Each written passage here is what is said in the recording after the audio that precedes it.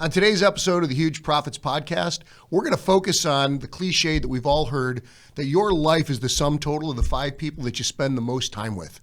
Who should those people be, and how can you make sure that they're going to empower you to reach your dreams? That's on today's episode. That's good.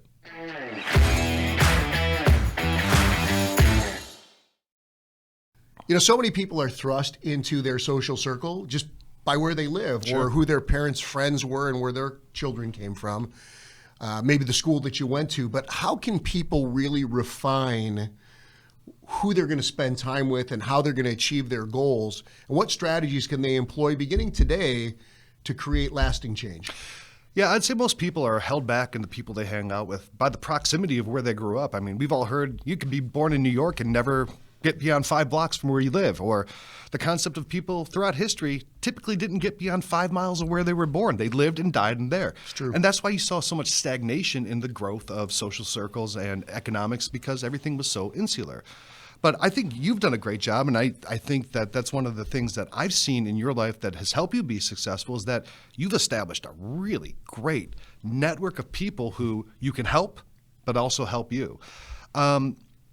Now, I remember you when you were first getting started. You were not hanging out with heads of nations. You were not hanging out with billionaires, but you do now. Yeah. So how did you go from the guy born in Nowhereville, Ohio, living in forgotten suburbia to this? I mean, was that an intentional choice you made as you were getting started? Well, I always had big dreams, and I found that the things that I was aspiring to really weren't aligned with the folks that I was spending time with in high school and even after I graduated. Mm-hmm. They were trying to build a life around what they saw as their ambitions that were attainable in that small area. I always thought that we could do more, so I realized that I wasn't necessarily bound by those 5 people. I was able to have 5 people if I wanted to hang out and tell old stories and watch baseball, but there were another group of people that I could focus on if I wanted to achieve something, let's say, new and aspirational, like we were able to accomplish in commercial real estate or in speaking and, getting to know all of these heads of states and influencers, athletes, actors, those types of folks. So it sounds like there's some kind of a concept of almost concentric circles, right? Where it's not everyone. You don't have to have one circle. Like, these are the 5 people I hang out with, and if you're not successful, go to hell, right? Well, it's not like that. And I think so many people try and be isolationist that way. Like, look, 5 is the number, and they get caught up in, these limitations. And I've really never put limits on my life, not only for my dreams, but also for those social circles. I felt like, look, if I want to be 14-year-old Scott, I can spend with those 14-year-old, relationships. Sure.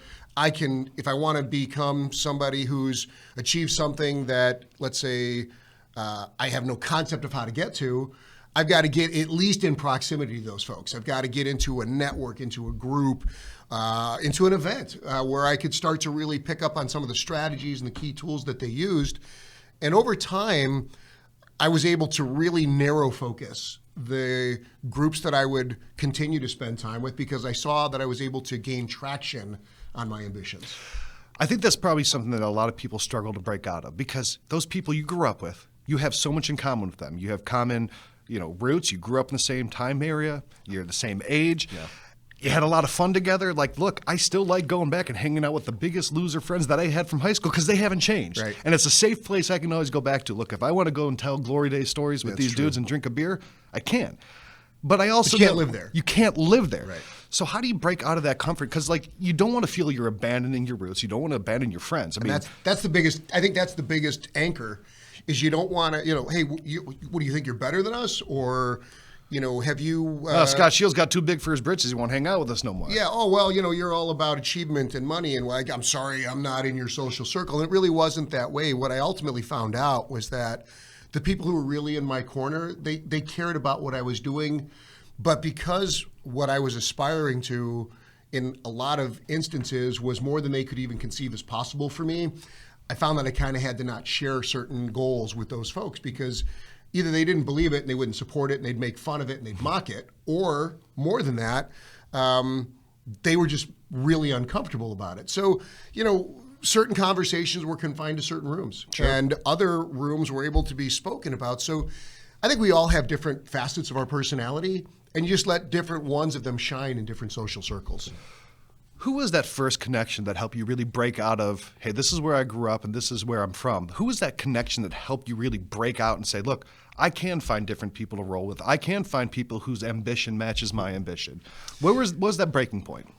I think for me, I got to go back probably about maybe 40 years ago. It sounds crazy. I was a teenager. I wanted to do more coming out of high school. I had some success in small businesses that I had started, but I kind of found the philosophies of Jim Rohn and Tony Robbins to be really essential to helping me think bigger, that what you focus on, you can achieve. And so it allowed me to hang on to the dreams of my heart as a child and to pursue those goals doggedly without really giving them up, even if they were so far in the future, so distant, that I really had no way to get there. I couldn't imagine how to do it. And it was really just that one step at a time. So that was somebody that I was able to relate to. But that's not a person that you know personally. You're not hanging out with those guys, but they became so integral to the things you're hearing that almost becomes a de facto best friend, right? Well, it was really awesome because it was kind of like podcasting back in the day. Sure.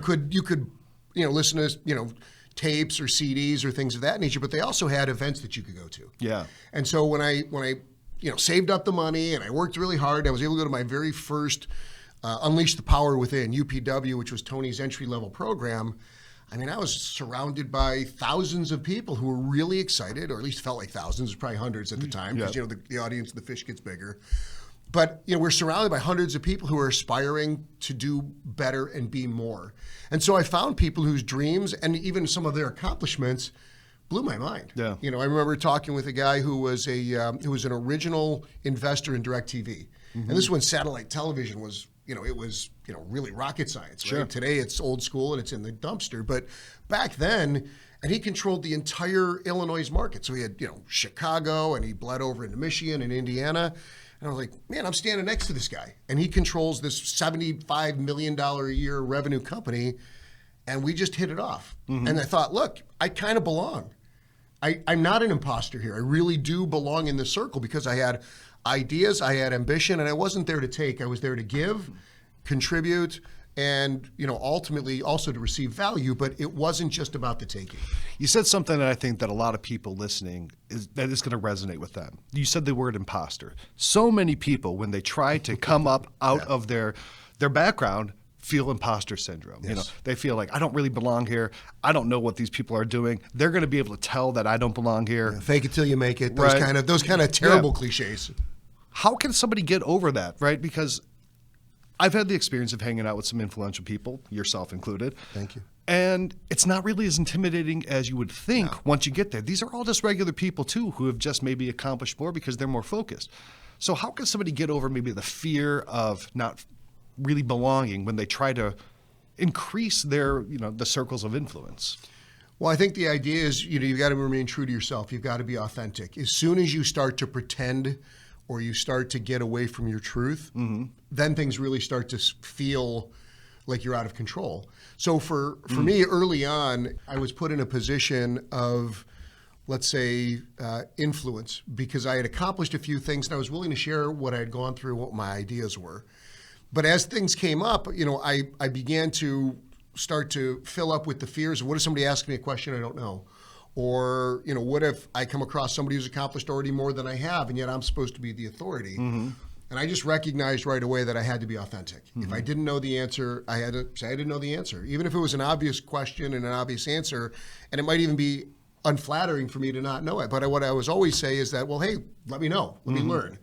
And that was a real safety net for me to be able to say, look, you don't have to remember anything that you said because you're only speaking truth. Yeah. You don't have to pretend that you're doing something that you're not doing just to try and impress somebody. If ultimately that interaction didn't go well, I knew there was another one coming down the road that would allow me to be empowered to accomplish what I wanted to accomplish. So I didn't put so much weight on any and every individual interaction. I go back to one in particular. I had a great idea. I thought it made all the sense in the world. I waited for my shot.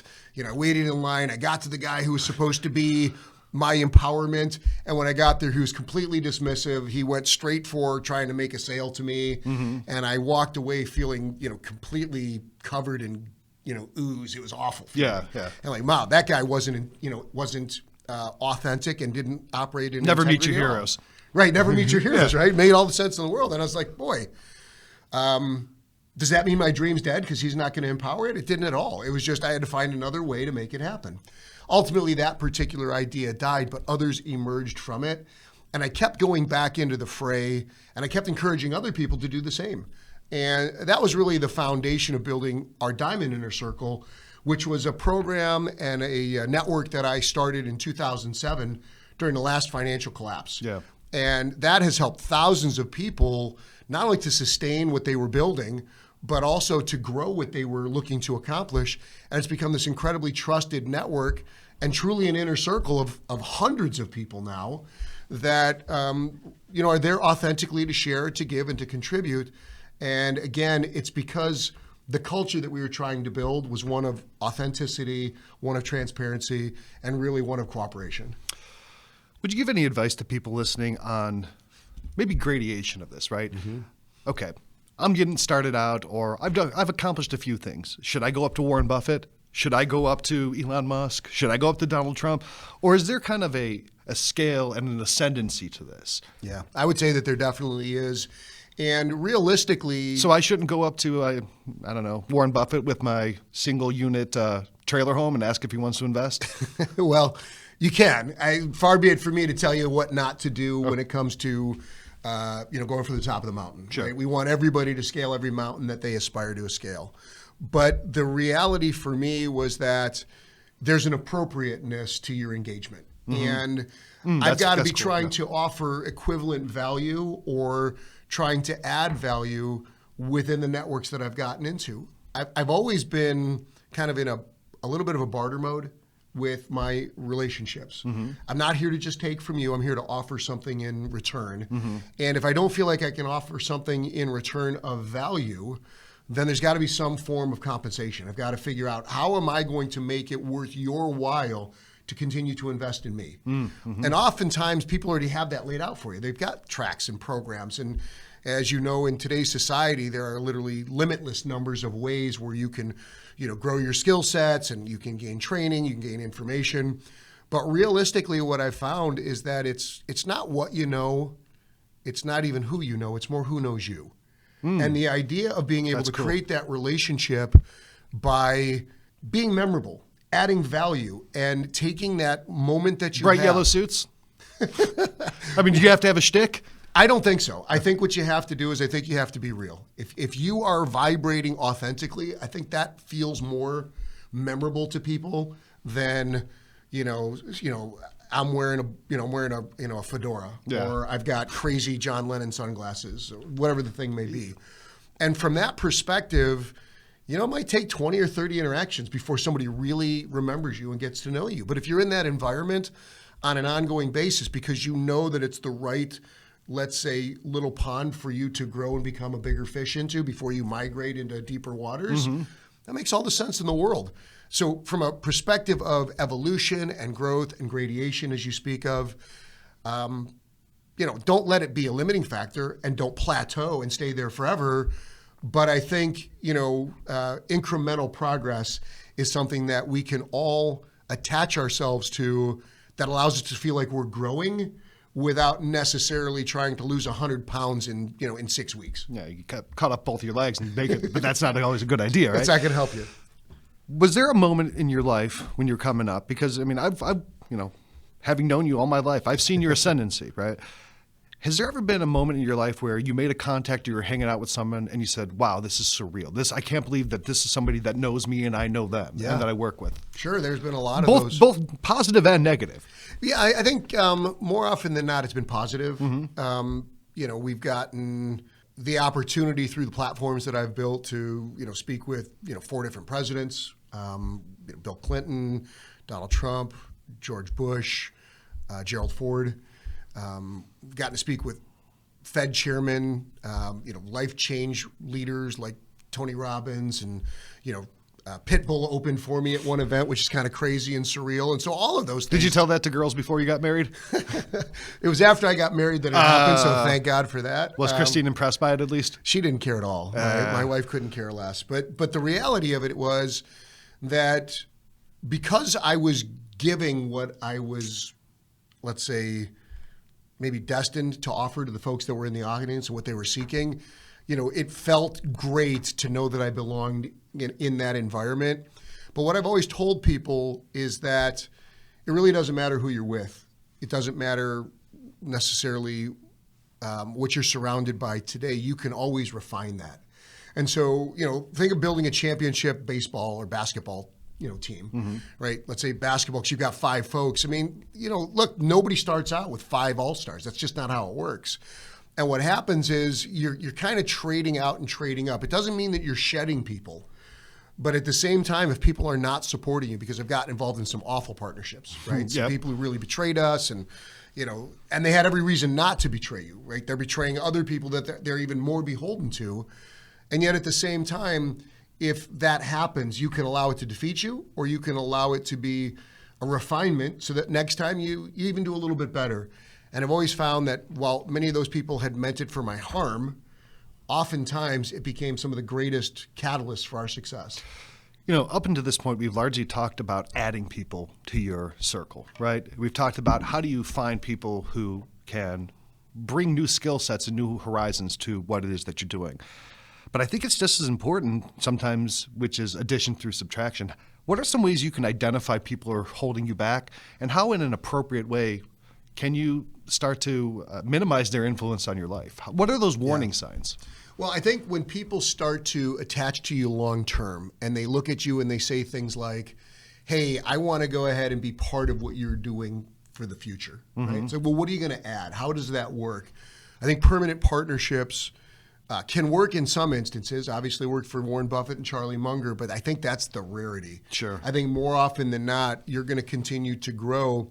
And as you grow, there's going to be divergence where you're going to, either fatigue out on one particular aspiration, or you're going to accomplish what you wanted, and there's going to be something new in your life.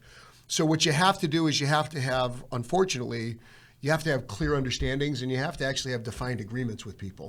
Now, in our social circle, that's very different. Right? Sure. You just kind of stop spending majorities of your time with people, but that's hard to do, especially when you're breaking away from people that you really care about. I've seen you do it as well. In your relationship, it's like, look, my values have changed. I'm really not hanging out drinking 3 nights a week as I was when I was, maybe in my early 20s. Now I'm focused a little more, let's say, on your faith or on your career or on your family. Not everybody gets that. Yeah. But when you do that, I think eventually people start to understand, and they either get it or they don't. If they get it, then they'll continue to be with you. And if they don't get it, then that'll be somebody that you used to know. Yeah, I mean, even Lennon and McCartney only lasted 10 years together, right? I mean, partnerships typically don't last forever, and I think that's a good point to bring up. And so I think to that end, clear definition of roles, responsibilities, and things, because if people are really going to be in your inner circle, you've got to have a basis for that relationship, and it isn't a handshake. And it isn't just good feelings or like we've got some things in common. There's got to be really a written agreement. And that's what makes so many people uncomfortable. Right? Yeah. How do you define what that give and take is, what people are responsible for? And the most important part of any agreement that I've ever seen in building an inner circle is, how does it end? How do we wind this thing down and still end up as friends? Sure. Because most people don't. I think largely people will consider the biggest partnership they make in their life is their marriage. It's true. And now historically, marriages were not like, look, I got struck by Cupid and I love this woman, I'm going to get married. Historically, these were mergers. Yeah, these were acquisitions. These were, so they would find, okay, look, I have a daughter, I have a son. How do we make a political alliance? How do we unify these two kingdoms? How do we add a little bit, another duchy to the realms, right? Yeah, for sure. And those were all very intentional, right? And I don't think that there's necessarily something wrong with being intentional by trying to seek out the people you want to associate with. I agree with that. Some people can say, look, that's pretty callous, or it's you're manipulative, or you're a climber, or even conceited. But I think the reality of the situation is that you want to always continue to grow and find people who can challenge you. Absolutely. People who, look, if you are only as good as the people you hang out with, right? That's all the muscle memory you have. I mean, look, if you don't ever try to lift a heavier weight, your muscles never get bigger, right? You have to push boundaries to continue to grow. Well, it's like when you're playing tennis. Conditions are normal. The stronger player always wins. But let's say that the winds kick up. When other things start to happen, that wind plays to the strength of the weaker player. And so in these types of environments like you're talking about, people will be, let's say they'll be hamstrung by these social constructs or these impressions that they have that, well, if I'm seeking somebody out for a purpose, that's a manipulation. And if that's what's in your heart, that you're just there to take and you're there to seek and you're going in under pretenses that are, let's say, untrue, right? I'm going to go in, I'm going to make them feel like I'm here for this reason, but I'm really after that. Well, then, you're going to start to compromise who you are inside, and that will lead you to becoming somebody that you don't want to be. But if you go out for the right reasons and you're really there to add value and you're there to, let's say, try and learn so that you can model, that you can mirror, that you can emulate. I mean, all of us, every one of us, everything that we've accomplished is standing on the shoulders of those that came before us, whether it's your parents, whether it's a teacher, whether it was a coach, whether it was a mentor. You're all standing on someone else's shoulders. And I know certainly that I am. I mean, everything that I've accomplished has been because I show up every day and I try and do the next best right thing. And in many instances, my interactions with people never actually get to the reason why I sought them out in the first place. It just went in an entirely different direction. But that was okay because, I'll say, faith and God led me to a destination that I wasn't even originally seeking. And I oftentimes find, almost universally, that it was better than what I actually went there for in the first place. Sure. Now, I can only assume you have a lot of people seeking out relationships with you professionally, right? What are some of the red flags that you see when you say, this is probably not someone that I'm going to allow into the circle? I'm not going to allow somebody to get closer. I mean, is it that they're just looking for a way to make money off of you? Because I can only imagine that's very off-putting that, look, I made this contact. I'm going to make so much money. Yeah. I mean, isn't that the fundamentally the wrong mindset? Because, look, you want to have these people who can influence your life that help you be successful. Yes. But if you're just trying to leech off of them, like, this is, you look at it and you turn into the big cartoon money bag. I don't think anyone likes that, and I don't think you're going to be successful making that relationship that way. Yeah, that's a great insight, and I think it is really powerful and astute in one sense. When we talk about huge profits or how to create value in people's lives, you can profit from a lot of different ways, right? And many people think just dollars and cents. Good but point. It's really the growth, it's really the contribution, it are the things, it's the things that ultimately lead to a life of fulfillment that we're actually trying to help people with. And we do understand that economics are a huge part and play an enormous role in people's ability to be empowered, to make changes, to provide for the people that they love, and ultimately to achieve their outcomes. So when people come and they're mostly focused on dollars and cents, it's incumbent upon me to try and let them know that, look, most of the people that are only focused on profit, dollars, a bottom line net worth number so that they can be happy are never going to get there. Because as soon as that happens, they're going to realize it's hollow. There's no parade. There's no real celebration. The check is its own reward. And that is a really empty feeling when you achieve all of your goals and yet at the same time you are unfulfilled. To me, that is the ultimate failure. Right? That's a what, not a why. Exactly. And so what we want to do is we want to get people focused on how can they really get this part of their life settled so that they can do all of the things that was really empowering them to do. And that's why in commercial real estate and those types of investments that we make and we teach people how to make and we show them how to get into fixed assets and how to use it as a hedge against inflation and how to utilize the power of leverage to get control of larger assets. All of those things are just to get that one little segment of their life in order so that they can really do the things that actually nurture their soul. And so that to me is a huge component. Now in the beginning, when I first got started as a young man, people were really excited because how did this young guy who doesn't look much different than me or maybe seemingly has a lot less to offer than I do, how did he achieve so much financial success and influence at such a young age? And so I was blessed and, to be given the opportunity to have that influence.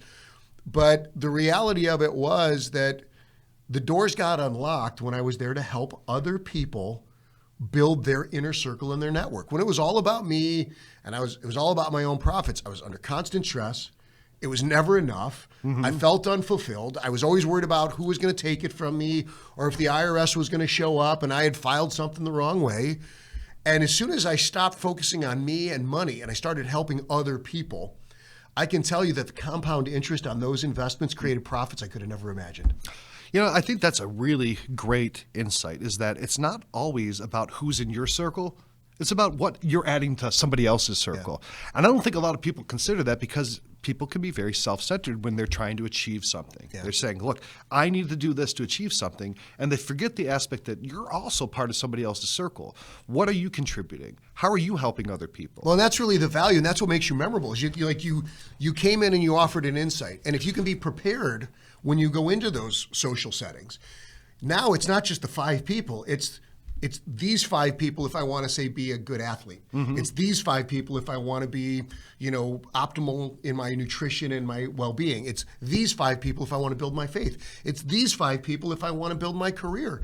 And so, I've broken my life down into what I call my 7 moves to checkmate. These are 7 areas of my life that I've tried to encourage all the people that I work with to define ultimate fulfillment, right? And they're dealing with things like their health and their family and their contribution to society and their personal growth, their faith, right?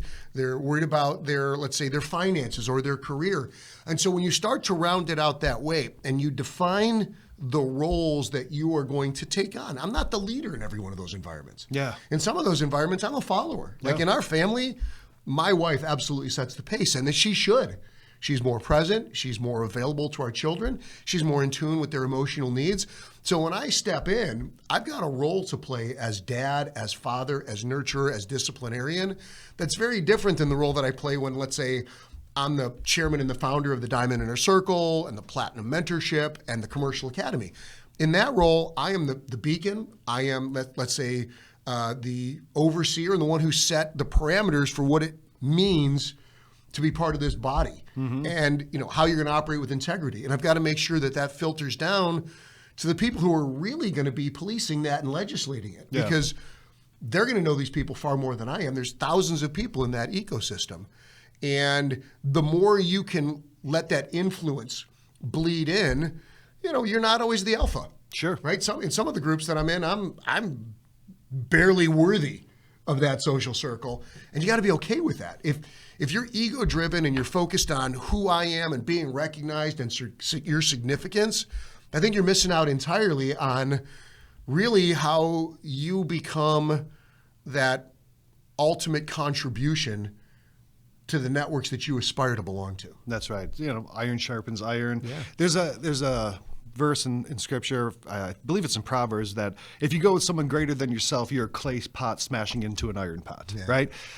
And you don't ever want to do that. If you're contributing, you're not that fragile part. You're not the weaker side of that relationship. You're not the useless side of that relationship. You want to be mutually beneficial.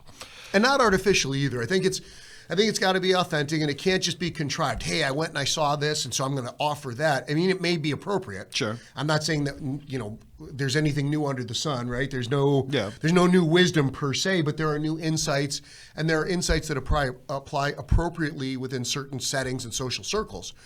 But again, the more you can prepare yourself, the more you can do that self-work. And what I find is that when people have a bad internal monologue, that's when they don't feel like they can really approach people. You've got to believe in yourself. You've got to believe that what you're doing has value, is valiant, has honor to it, and is ultimately really going to help you become the person you want to be. And if you only have this economic number in your mind, this profit figure that says, this is what defines me, so many people get lost in that. And I've watched people achieve the upper 0.1% of wealth and success and achievement and accomplishment and accumulation, and they lose their family, they lose their humanity, they lose really their youth. Yeah. And man, what a terrible way to live a life. Well, what is it?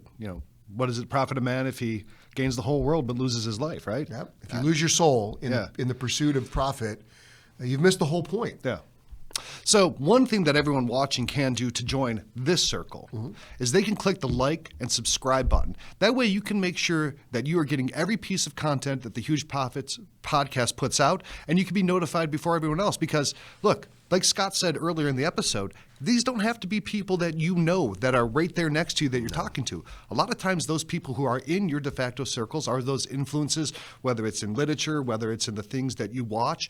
Bringing that kind of stuff into your life is a great way to also increase the level of the people that are influencing you. And this podcast that Scott here hosts, I think, is a great example. So click the like and subscribe button. Make sure that you're watching every single episode.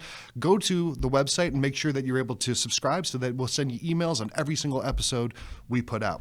We've got a lot planned for you. There's so many good things coming up. We're going to be bringing guests. We're going to be talking about, I think, those topics and those subtleties that are going to be instrumental in helping you achieve what it is that you want in your own life. And you're going to see that profits really do cover the full gambit. We're going to be going back in time. We're going to be talking about different insights that you're going to be able to utilize today. We're going to be future casting and talking about new trends, new technologies that you can use, ones that we're incorporating into our lives. And so you're going to see a ton of great stuff there. So please do click on that link so we can make sure that we keep you informed as we move on through this process. So I got two last questions for you that I'm sure the audience really wants to know. Okay. I'm going to do the first one first, and then we'll get to this last one. Sure. So in practical sense, let's talk 5 people that you think it's necessary to have in your life. Now, like you said, there's all these different circles, right? You have your faith circle, you have your health circle, you have your family circle, you have your hobby circle, right? But let's talk in a professional setting. Sure. Let's even use commercial real estate as an example. Now, I mean, I know that you invest in so many different markets and so many different avenues for wealth generation, but let's just talk about real estate investing. Sure. Who are 5 people that your listeners should go and seek out relationships with, whether it's professional services, mentors? What's that group look like? Well, I think they definitely need to get involved in a group that is going to be actively doing what it is that you're aspiring to do. You've got to get people who are doers, not just talkers. So that's huge. Find a network that you can get involved in. Maybe that's regional. Maybe it's based on the type of real estate that you're aspiring to do, whether it's multifamily, office, retail, industrial, what have you. So if you can do that, what happens is you're putting yourself in a network, and then you're going to start to find people who you align with. I also think that it's incredibly important for you to have a great attorney. You've got to have somebody there who helps you understand and navigate the law. Any loans that you're going to be doing, any lease agreements, anything that you're going to be doing that's going to interface with governments or municipalities or things that have to do with zoning really can't be done without competent counsel. The best way to do that, in my mind, is to reach out to a local title company and ask if they've got somebody that they can refer you to who works in this space, and they need somebody who does commercial real estate or the real estate in their category every single day as a primary focus. Yep. Then you've got to focus on getting the right accounting firm. Even in the beginning, making that sure one's burnt me. It has burnt so many people. One's. People think they've made so much money, and then the tax bill comes due, and they find out that they didn't properly measure the burden. Right. And so staying in compliance with that, because if you get that wrong and you don't understand, let's say you're focused on gross revenue and not net revenue, I've made that mistake. That's the sword of Damocles. That's just hanging over you, and you're never resting on your success because you're always waiting for the sword to fall on your head. Well, and a lot of people think, look, if I make $2 million a year in revenue, there's no way I can't turn a profit. But if you've got $4 million in expenses, you will not turn a profit. Right. And you will discover that really quickly. And then you're upside down to the point where there's no way you can get around it. So yeah, you've always had great accountants around you too. Creative guys, guys who understood the code, guys who were willing to share ideas with us. So that's been a huge pillar upon which to build. I see. Now I know you, and I've been able to draft off of your circles and use your accountants. Yeah, well, it's helped, right? Sometimes, as the years went on, they've gotten better and better. Right, and they understand what you're trying to accomplish. That's right. And so I think what we've found is that there's aggressive strategies, there are middle of the road strategies, and there are conservative strategies, and you just got to find who it is that you want to work with and make sure that they understand how you want to play the game. More often than not, we find when it comes to accountants that people want to be a little more aggressive and try and minimize taxes when they're trying to accumulate their initial wealth. Then they start to migrate towards towards that middle ground where they say, look, we don't want to be too aggressive, but we also don't want to, we don't want to ignore obvious savings that we can make or deferrals, just because there's really no savings. And then as they get later on in their career and they've accumulated some real wealth, they really want to distance themselves from anything that they thought was even slightly aggressive. They want to get into stuff where it's like, look, it's safe. We want to pay ahead. We want to make our quarterly payments, things of that nature. And so that's been a huge... Yeah, you go into a prevent defense because you got nothing to gain by being risky at that point. Well, yeah, I mean, the scariest word in business is audit, right? People get really worried about it because it's very difficult to make sure that everything was done perfectly along the way because so many people have people filing returns for them and they don't even know what's in the return. They're signing it under penalties of perjury, and they've got a professional who's gone through 10,000 pages of the tax code, and they tell you that this is a proper interpretation, and you won't know until somebody comes in and vets that. Yeah. The third thing that I'll tell you is it's really important for you to have somebody who can help bring you opportunities, right? So whether it's a broker, whether it's a relationship that you've got to bring leads, and you got to have a clear definition of what it is that you're seeking. Sure. Right? Everything isn't appropriate for you. So I always start with find assets, pick one or two asset classes. My first asset classes were multifamily apartments and retail. And, I picked a couple of markets. And so for me, I was pretty geographically confined to Northeastern Ohio. So Cleveland, Akron, Canton, we got as far west as, let's say, Sandusky, as far east as, Painesville, small towns around Cleveland. But Sandusky of Callahan Brakes fame? Exactly, right, Tommy boy. Yeah. And what it did was it allowed us to, begin to experience things, but to gain some contextual understanding of our marketplace. Then the fourth person that I would tell you that's important is somebody who's handy. You got to have somebody around you who knows how to fix things. Yeah. Right.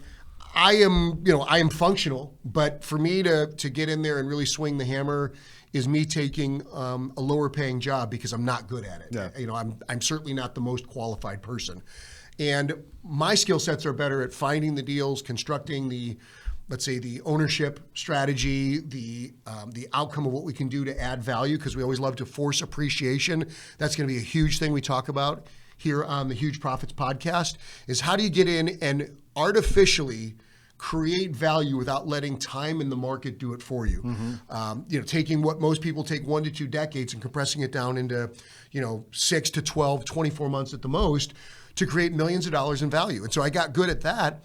But I wasn't the guy necessarily who was going to go in and fix the boiler. I wasn't the guy who was going to, go in and, swap out an electrical panel. So you got to have somebody like that you can trust that's also going to be available to deal with these things. And then last but certainly not least, you've got to have somebody who I believe is kind of your gatekeeper.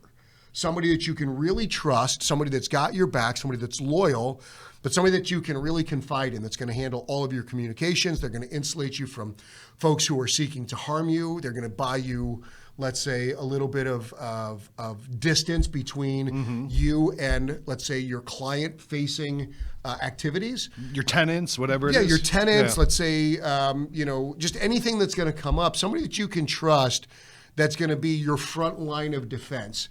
If you can get those 5 people in place, none of whom have to be full-time employees, by the way. These are people that you're going to pay when they add value, right? You use your attorney and you pay them for the hours that they give you. Your accountant's the same way. In the beginning, when you've got one return, it's not terribly expensive. But you want somebody who you can grow with too. Early on in my career, I outgrew the people that I was working with in pretty rapid fashion because my trajectory was fairly steep. I wasn't trying to grow with them. And eventually what I found was that some of their deficiencies became my deficiencies. Sure. And we had to go back and recalibrate as I grew. So I would tell you to, spend a little extra on counsel, spend a little extra on accounting, and get that person who you can grow with, who has their bread buttered on the same side, right? Yeah. That gatekeeper needs to benefit when you benefit. I don't know if it's a profit share arrangement. I don't know if it's you get a certain amount of the net revenue that's coming in. But you've got to make it so that they win when you win. And if you do that, what I found is that the loyalties will last. Some of these people have been with me for many decades now. The greatest conqueror in the history of mankind militarily was Genghis Khan. Yes. And he was famous for taking his generals and promoting them, not based on who they were born from, not based on right of succession, but on their abilities. Yeah. And he was also famous for when they would come into a huge windfall from taking a city and they'd ransack and they'd get all this gold, he wouldn't take any of it. he would give it to his team. Yeah. He would give it to his generals. And that created such loyalty that he never had to worry about it. Now, at any moment, he knew that all of it, even his general's wealth, was de facto his because he could direct it. Yes. But they were so richly rewarded that he was able to conquer essentially the largest empire in the history of the world. Yeah. Without ever really having to get his hands that dirty. Well, and most people who achieve some level of success, or God forbid, that type of notoriety and control, they're miserly about it. Yeah. And so they kind of say, look, it's all mine. They become dragons sitting on their gold. And we continue to invest back in our people, Yeah. back in their lifestyles and their families, and giving them more, let's say, more autonomy with their schedule, or better ways to be able to let's say, compensate their families. In the end, you've got to share the accomplishments. And if you believe that you're going to get there on your own, let me just tell you, you're not. No one gets anywhere independently. We are all here because of this, the village of people that have really helped us to accomplish the things. I mean, in your career, the influence that you've been able to have in faith and in awareness globally is so impressive. I mean, what you've accomplished over the last decade is nothing short of staggering from an apostolic perspective. And again, you've helped so many people, and you're very humble about it, honestly. Well, but people don't even know that about you. Yeah, but here's the great thing is that I learned so much of that from you. I mean, I started working with you when I was 24. Yeah, and I mean, the first thing I did was emptying out garbage in a property you're working on. Yeah. No, the first thing I ever did for you, this is actually funny. So it was me and two of my, and these were my scumbag high school friends, which I no longer hang out with. But you had bought this apartment complex and you were resealing the parking lot. I remember it. And you had us, and I was 18 at the time. Yeah. Probably had smoked a joint that day. I don't know. And I imagine you did, based upon the quality of the work. yeah, it was me, Beardy, and Little Cop, right? And you got us these little bags with the rubberized sealing. Crack filler, right? And we're just walking around the whole day, filling up these cracks, and just getting covered in tar. It's 175 degrees out. And we painted that parking lot, and then we striped it, and the appraisal came about 4 days later. Yep. And because of those improvements, the value of that project went from about $800,000 to about $1.5 million, and we did that with about $50,000 worth. Oh, it wasn't just me. With about $50,000 worth of investments. No, I appreciate it. You know, one of the funny things I remember about that day is that you were also having the grass cut. Yep. Because you were having the appraisal.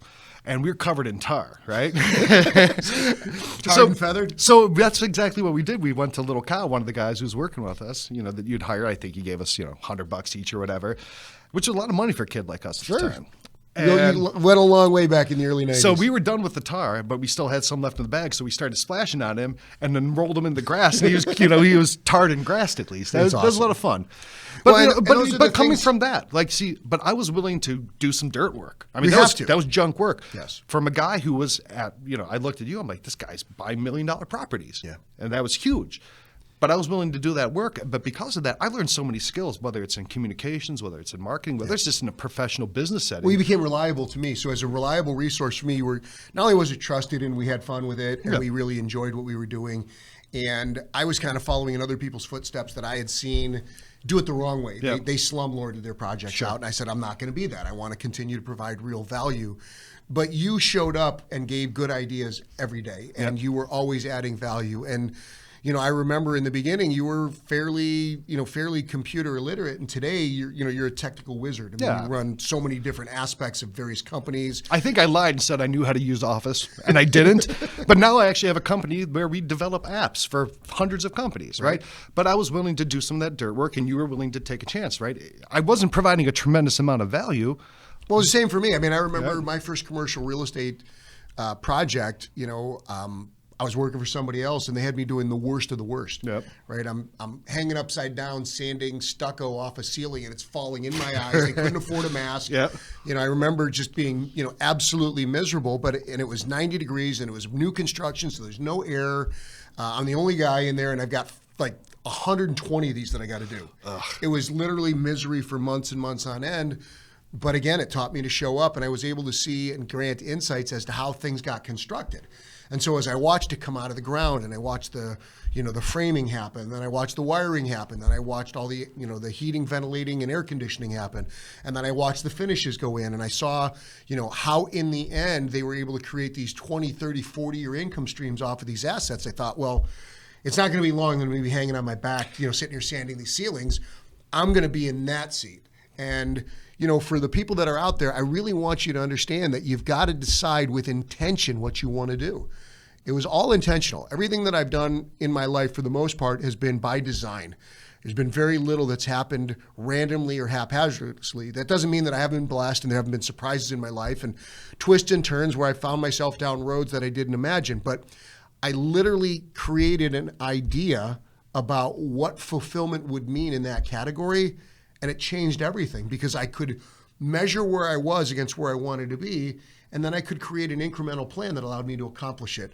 Just like you, when you set out to be this, this individual that was going to help instill a revival of faith through You Catholic, right? Where you built that to millions of followers, and the Catholic talk show with tens of millions, now hundreds of millions of views at this point in time, and then your outreach and working with global faith-based policy, right? How does that happen to both of us to be these types of influencers from, this small, humble community, both of us high school educated? That's as far as we got.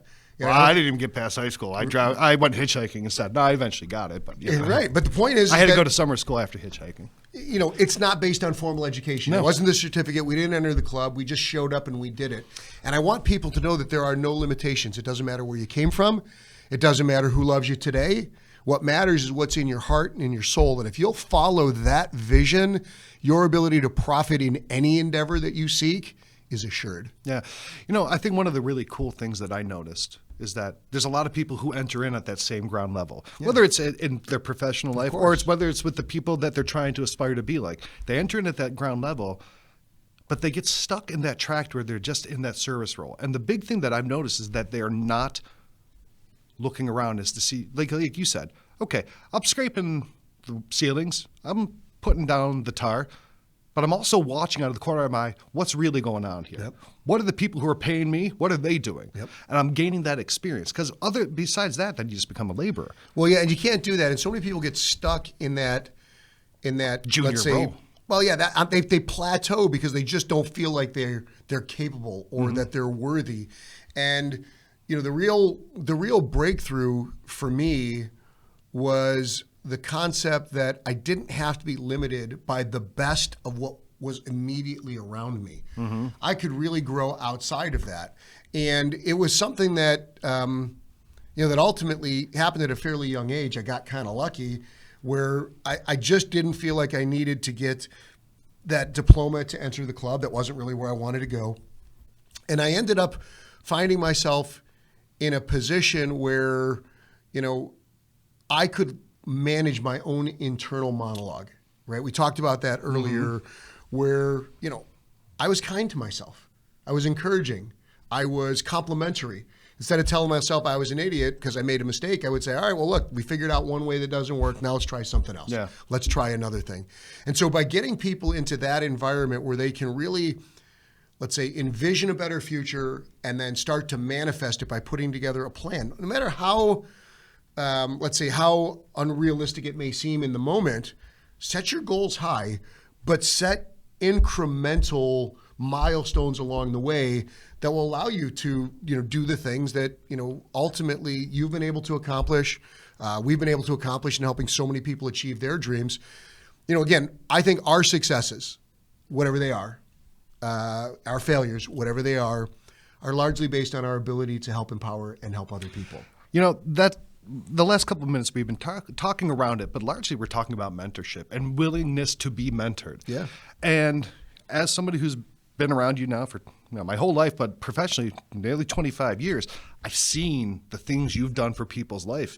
And a lot of people who have podcasts, a lot of people who are mentors or whatever, a lot of that's smoke and mirrors. But I've seen it actually truly happen where there's guys who came in who I'm like, this guy's kind of a numbnuts. This is not going to work. He's got no shot. But then I see within 4 or 5 years, this dude's got tens of millions of dollars. I'm like, he's doing better than I did, Yeah, right? how'd that happen, right? And I've seen that happen through the things that you offer in mentorship, because we're talking about all these different people you can add to your life in the circles, but I think the most important is the mentor. It is. And I've seen you do this mentoring hundreds and thousands of people through the services that you offer, but in particularly the Diamond Inner Circle.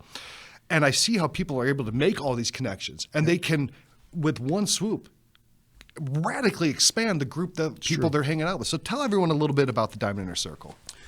Well, this is a program that was developed based off of things that I'd seen other people do. And when I got into those groups, more often than not, it was barter. It was cash for a little bit of education. And I aspired to do something even more, let's say, ambitious, which was to create an environment that would allow me to replicate my values and let's say the insights that I was able to offer. Because I knew that if I achieved any level of success, that I would be completely beyond my capacity right away. So I had to help ingrain in the folks that I would, let's say, create as disciples or apostles of the ideology, a way that made them benefit by giving. Right? Sure. I couldn't trust that they would be altruistic. I had to make sure that there were levels to the game. And so what happened was, initially people always come in and, they're trying to figure out, where they fit or, how it goes. And the Diamond Inner Circle is a program that helps people invest in commercial real estate, whether they want to do it as a lead principal where they make every decision, whether they want to partner with some people so they can divide the responsibilities, or whether they just want to put a little bit of cash in so that they can get the benefits of the investment, but let's say focus on their primary career, which maybe doesn't give them the opportunity to do it. And so in doing so, and in building that environment, we rapidly grew that group to its capacity. And then we created another level of folks that we could mentor as well. That's our Platinum Mentorship.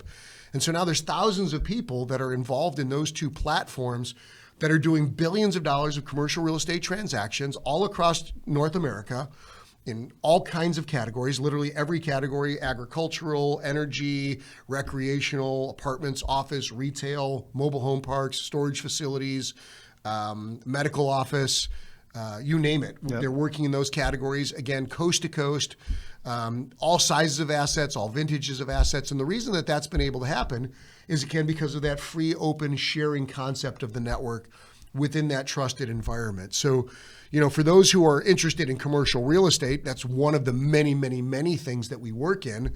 That's definitely something that they could, let's say, check out and potentially get involved with.